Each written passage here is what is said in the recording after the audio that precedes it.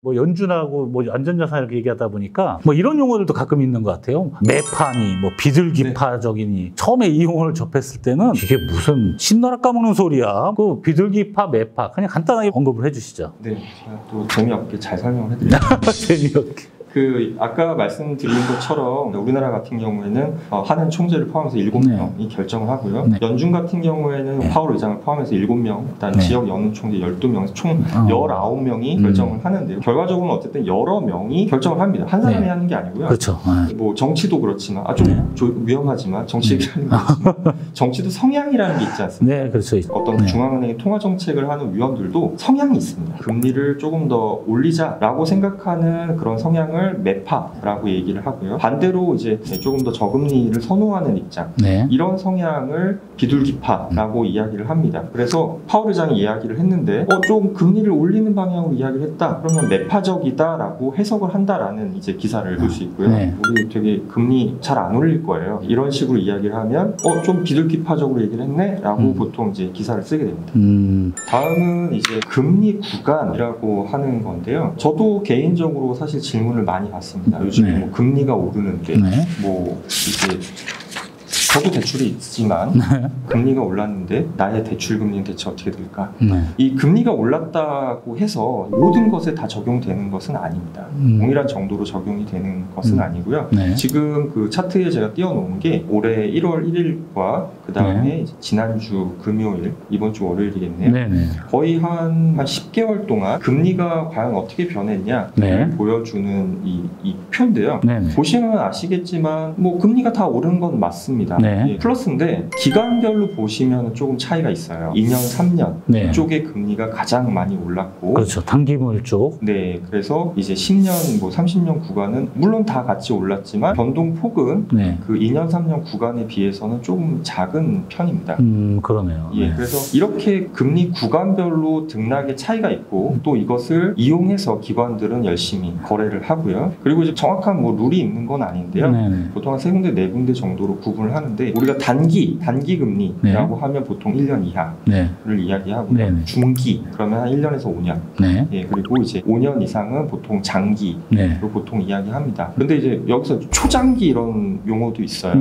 초장기는 보통 뭐 30년 이상 개인분들이 초장기 영역을 뭐 거래하시거나 이럴 일은 별로 없으실 것 같고, 그렇죠. 보험사나 이런 기관들에서는 장기적으로 투자를 해야 되는 입장에서는 초장기채 같은 경우에도 거래를 합니다. 그래서 그 금리가 변할 때 뭐 금리가 단순히 이제 내린다 오른다 물론 이런 이야기도 하지만 어떤 구간이 오르는지에 대한 이야기를 보통 이제 구분해서 이야기하게 됩니다. 돌발 질문 하나 드리겠습니다. 금리 구간하다 보니까 생각나는데 우리가 또 흔히 접하는 게 뭐 연준 얘기할 때 보면 빠질 수 없는 게 이제 점도표인데, 근데 점도표가 뭐가 좀 뭐 변했다고 그래가지고 뭐 장이 막 엄청나게 출렁이고 뭐 이런 경우도 있는데, 도대체 점도표라는 건 간단하게 어떤 겁니까? 점도표는 앞서 그 말씀드린 것처럼 정치도 성향이라는 게 있지 않습니까? 그렇죠. 어떤 중앙은행의 통화 정책을 하는 위원들도 성향이 있습니다. 지금 같은 경우는 뭐 2021년, 2022년, 2023년 이렇게 한 3, 4년 정도를 그때의 기준금리는 어느 정도 수준일까? 점을 찍습니다. 22년도에는 얼마, 23년도에는 몇 프로 이렇게 점을 찍는다는 말씀이시죠? 그러면은 점을 찍다 보면은 어떤 점이라는 게 어떤 형성이 되잖아요. 모양새가. 탄착군도 형성이 될 거고. 마치 탄착군처럼 표기가 되어 있는데요. 뭐 예를 들어서 점도표를 찍은 위원이 총 18명이에요. 그러면은 중간에 있는 9번째, 10번째 위원들의 이 중앙값이 이 전체 연준 위원이 생각하는 그 당시에 기준금리가 될 거다라고 생각을 하는 거예요. 그런데 지난번 회의 때의 점도표는 이 9번째, 10번째의 이 중앙값이 올해의 지금 기준금리와 변화가 없었어요. 그런데 다음번에 연준 회의의 점도표를 봤더니 이 9번째, 10번째 이 점이 지금보다 올라가 있는 거죠. 중앙값이? 그러면 일단은 이 컨센이 바뀌었구나.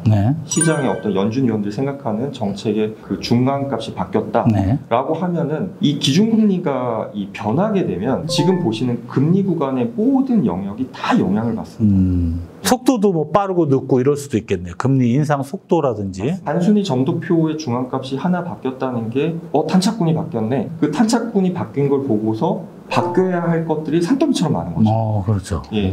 그래서 그걸 굉장히 주목하는 겁니다. 그래서 여러분들도 이제 앞으로도 점도표 이런 얘기 나오고 지난번 점도표에서 뭐 올라갔니 내려갔니 뭐 이런 용어에 따라서 시장이 민감하게 움직일 수 있다는 거 그런 것도 좀 참조하시면 좀 도움이 될 것 같습니다. 네, 이제 마지막으로 이제 순 포지션인데요. 네. 이건 사실 국내에서 선물하시는 분들이 제일 많이 착각하시는 네. 부분에 대해서 한번 좀 말씀드리고 싶은데요. 국내에는 아무래도 금융시장 자체가 다 현물이 조금 네. 더 위주고 네. 또 이제 많이 경험적으로도 현물을 많이 해오시다 보니까 네. 내가 팔았다라는 의미를 청산했다라는 의미로 당연히 현물시장 그렇죠. 뭐 주식 매수했으면 매도했으면 청산된 거죠. 네. 근데 이거를 자꾸 그 선물시장에도 적용해서 이렇게 언급하는 네.